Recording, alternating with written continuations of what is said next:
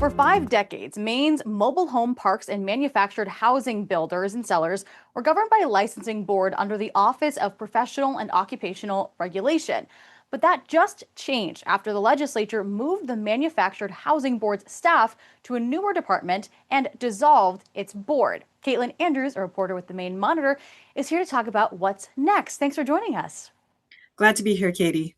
So, to kick things off, what did the former board handle, and who's going to be handling those issues now?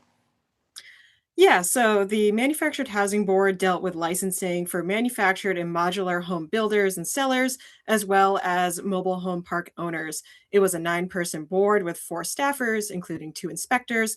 And what they would do is renew licenses and take complaints from the public if, for example, their mobile home was not up to code or if their park violated Maine's community standards.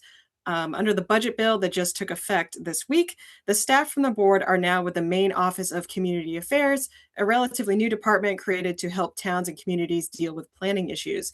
They, along with 2 new positions in the office, are still going to deal with licensing and inspections and complaints, except they will do so through an administrative process instead of an adjudicatory process.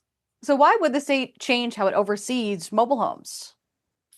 So there's been a lot of attention recently around mobile homes and how to keep them affordable for people with lot rents and discussions around moratoriums on how parks are able to raise them, in particular, being a huge point of interest. The governor's policy office had a working group last year looking at this issue broadly.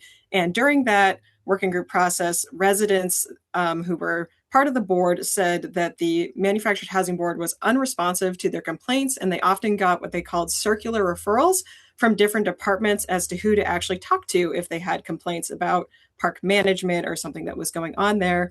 So they often complained that they would get bounced around, essentially. A report from that working group recommended that the structure of how parks are overseen overall be revised. And the Maine Office of Community Affairs came up because its whole mission is around connecting people with the right resources, and it's already doing work like that around issues like code enforcement, standards, and training. And I should say that defenders of the board said that its whole mission was really more geared towards mobile home builder and dealer issues in the first place than resident ones. They really only enforced certain health and safety standards when it came to parks, as opposed to landlord and tenant issues. Is there anything else that's changing about mobile home oversight?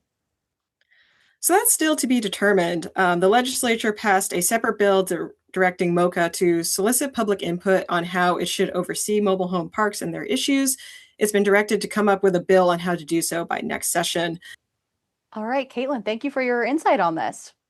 Thanks again, Katie. And you can read the full story at the-maine-monitor.org.